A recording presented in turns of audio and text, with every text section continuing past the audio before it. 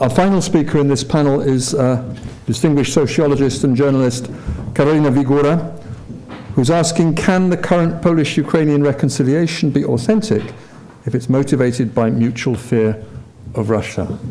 Having a common adversary can be very convenient. Thank you very much. I'm delighted I can speak here today. And I would like to start with a description of a cover of a magazine at the end of September 2014, so 12 months after the Ukrainian crisis has started, almost 12 months. On the cover of one of the Polish weeklies, one could see a portrait photograph of Bronisław Wilczstein, a former anti-communist dissident, now a right-wing journalist, famous for his strong way of expressing his views. And on his cheeks were drawn Polish and Ukrainian flags. The caption read, "I am a Pole, thus I help Ukraine." Do Rzeczy, because this is the title of the weekly, is a right-wing periodical known for its controversial covers and expression opposition towards the liberal leftist Gazeta Wyborcza. This time, however, it seems nobody has been shocked. Many Polish journalists and intellectuals, irrespective of their political views, could have been photographs with the same flags and the same caption. Does this mean that the Poles and the Ukrainians have achieved the long-awaited reconciliation? Many observers of the relations between those two nations had such hopes, especially because the process of the Polish-Ukrainian reconciliation, which lasted for 25 years after 1989, has delivered as much hope as disappointment, and it was renewed and froze many, many times before. So first, for over a decade after 1989, Warsaw focused to a much greater extent on improving relations with its Western neighbors. More intensive work on relations with Kiev started only in the beginning of the 2000s, but at that time, mutual declarations of repentance and forgiveness, even if festive and high level, did not bring the expected result of a reconciliation similar to the German-Polish process of reconciliation. Why? On one hand, one can say the process of Polish-Ukrainian reconciliation lacked daring statements similar to those that accompanied the Polish-German reconciliation process. Jarosław Krycak has mentioned the famous sentence from the Polish bishop's letter, "We forgive and ask for forgiveness." But regrettably, this sentence has been repeated so much times before that it almost lost its meaning. On the other hand, in the 2000s, there was already public fatigue with solemn declarations of forgiveness and repentance, ritually repeated by politicians, really worldwide. In this context, Paul Ricoeur, a French philosopher, wrote about the theatralization of forgiveness, so a phenomenon that caused the declarations of repentance and forgiveness to be regarded as trivial, even if their actual content and the politicians' intentions were very genuine. So the Orange Revolution at the turn of 2003 and 2004 seemed to be a great breakthrough. Young Poles, especially those belonging to the younger generations, massively declared their support for the democratic Ukraine, and in Kiev, at Maidan, people were shouting not only the name of their president, Juszczenko, but also Haj żywe Polska, long live Poland.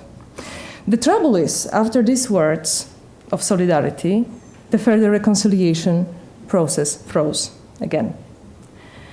So many people hoped after November 2013 that the reconciliation process will be renewed with new Ukrainian Euro revolution. Did it succeed? I think the answer is quite unclear, and I argue this answer sounds this way. Yes, the Polish-Ukrainian reconciliation process did move further on in 2013 and 14. It has been based, however, on a very dark passion, mutual fear of Russia, Putin's Russia especially. Can it be authentic this way? In this presentation, I argue that paradoxically, yes. And even more, paradoxically, without fear, authentic political reconciliation is impossible. To examine this, please let me turn to the political passions that have emerged during the Ukrainian crisis in 2013 and 14 in the Polish public debate.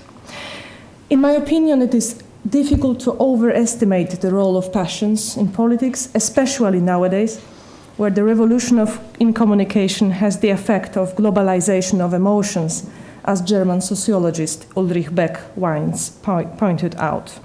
In this presentation, I will talk mainly about the passions on the Polish side, which I know best, of course, and because of the comprehensive query of Polish press debate from November 2013 to November 2014, which I have conducted for the German periodical Valerio.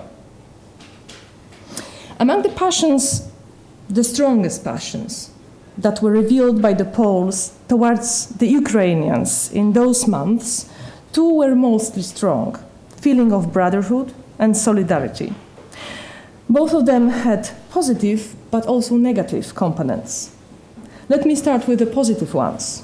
For many weeks, central buildings in major cities in Warsaw, like for example the Palace of Culture and Science in Warsaw, were illuminated in Ukrainian national colors.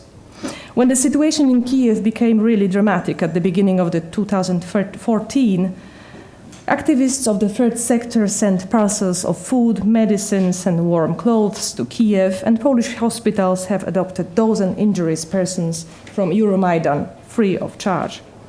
Just before the elections to the Europarlament in May 2014, a group of candidates for MEP have declared that if they get a mandate in Brussels, they will work in order to commemorate in one of the EP buildings, quote, those who have died in Ukraine for European Union, end of quote. This mood was reflected for many months in the Polish press. In the second half of November, November 2013, many newspapers printed national colors of Ukraine on their pages. Bronisław Komorowski gave an interview to Gazeta Wyborcza where he declared in Ukrainian, "Jeszcze nie wmerła Ukraina, Ukraine has not yet perished." Utterances very similar in tone appear also in other magazines, from the Catholic weekly Tygodnik Powszechny to the liberal leftist weekly Polityka. In January 2014, when the situation in Kiev became dramatic, Bogusław Rabota, editor-in-chief of the center-right daily Rzeczpospolita, wrote, quote, "I am pleased that Polish elites are not afraid of responsibility, and I believe that in a situation when tragedy touches our Ukrainian brothers, we as Poles will be able to face this situation." Such mood was also present on the right. I have also already talked about Do Rzeczy, but also this mood was to be found on the left side of the media spectrum. The left-leaning Le Monde Diplomatique, Polish edition, supported the Ukrainian revolution, even though they were very critical towards the Eastern policy of Poland as such. Also, editors of the leftist Krytyka Polityczna stressed that the Ukrainians will never forget Poles if the Poles remain inactive. Łukasz Jasina and Kacper Szulecki, editors of my own weekly, Kultura Liberalna, criticized the insufficient sensitivity of Poles in the following words, quote, "The Poles have become so affluent that they forgot about where they were 25 years ago. The memory of our own bad shape is too pale to understand the situation in Kiev, even if it is so easy for us to boast in Brussels that we are going to teach solidarity to our European partners." But the Polish solidarity with Euromaidan was also lined with strong, dark passions. I do not mean a tone of contempt towards the Ukrainian heroes, although it was also present. I can talk more about this, perhaps in the discussion that will follow. But dark passions were more strongly present when it came to Russia. Mutual fear of this country, especially of Putin's Russia, which has revealed its face fully during the winter and spring of 2014, has been strongly visible in Polish press dispute. Calls of brotherhood with the Ukrainians were used more or less consciously as a counterweight to the hated Soviet fraternal help. With every week, more vocabulary reluctant to Moscow appeared in the press publications. So, for example, in November 2013, you could read about Russia, that this is the country that spoiled the Vilnius summit. A couple of weeks later, You could read in the Polish press that Europe must pull Ukraine out of the Russian hands, etc., etc.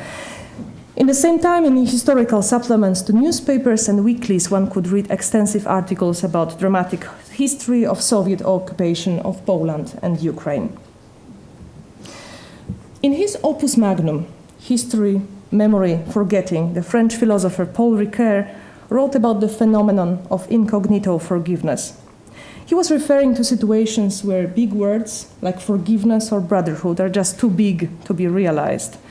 Perhaps then, he argued, normality is a good alternative. If, for example, a Jew and a Palestinian can hold a simple conversation about selling a merchandise, this is already a great success. Normality, writes Ricoeur, is the incognito of reconciliation. But what if incognito reconciliation occurred between Poles and the Ukrainians not because of daily contacts, but because of a common antipathy, more because of fear of Russia? Isn't it that such pardon is based on an extremely fragile basis? Can forgiveness be based on fear and be authentic? As you remember, the answer that I gave at the beginning of this presentation is yes. Not only such forgiveness can be authentic, but more, fear is a guarantee of its authenticity. To explain this, we will have to think just as a great master of political thinking, Montesquieu, taught us. Politics should not be described as they should look like, but as they do look like. Fear is one of the most powerful political passions, next to other passions like love, brotherhood, solidarity, but also desire to possess, also love of self. The nature of political passions is always confusing and combines the positive with negative, bright with dark.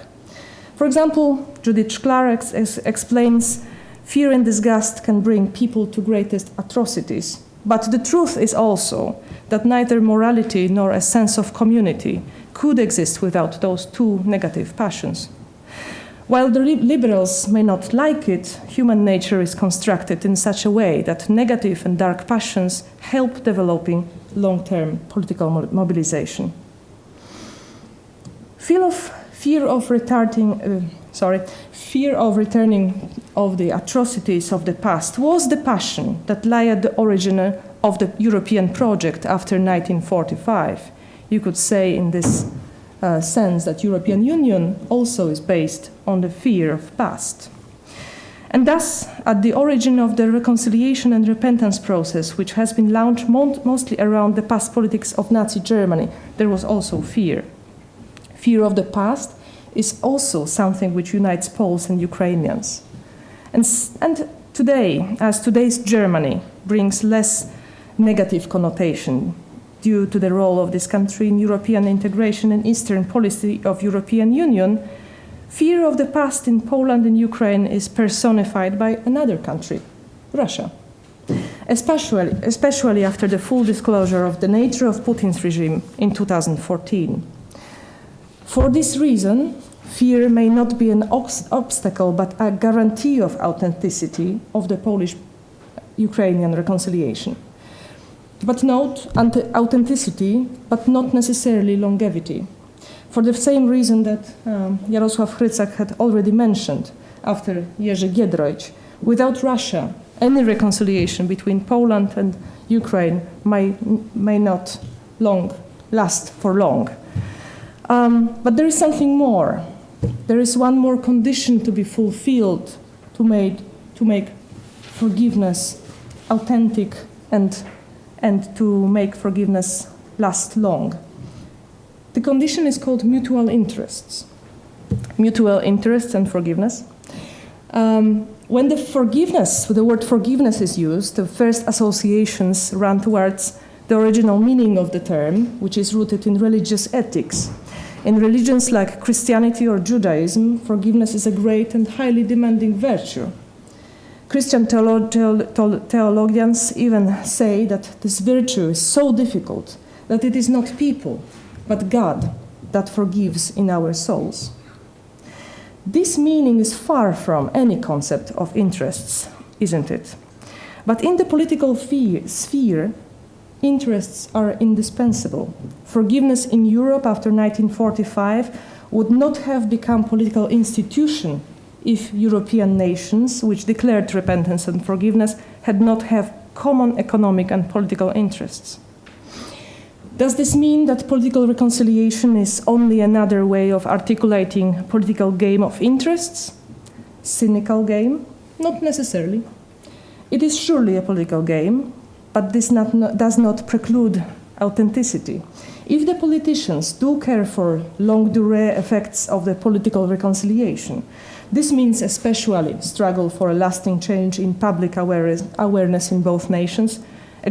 For example, supporting student exchanges, joint initiatives of the third sector, common textbooks on history, so everything that has been done in a quite successful process of reconciliation between Poland and Germany. The question which remains, of course, is whether Polish and Ukrainian politicians are able to define common interests. The Polish government has resigned, as you very well know, from a strong pro-Ukrainian course just before Donald Tusk has become the president of European Council. And the upcoming parliamentary elections remain uncertain when it comes to the line of the new government, most probably created by the opposition party, Law and Justice, regarding Ukraine. The Ukrainian politicians, in turn, as it was said by Andrzej Szeptycki, prefer to realize their dream of pushing their country to the West much more often with German than Polish help, even if this was one of the conditions of Vladimir Putin when Germany, France, and Ukraine was going to have the talks. This is not widely understood in Polish society. Thus, the Polish-Ukrainian reconciliation process did move further on with the Euromaidan revolution, but its future is unknown. Thank you very much again.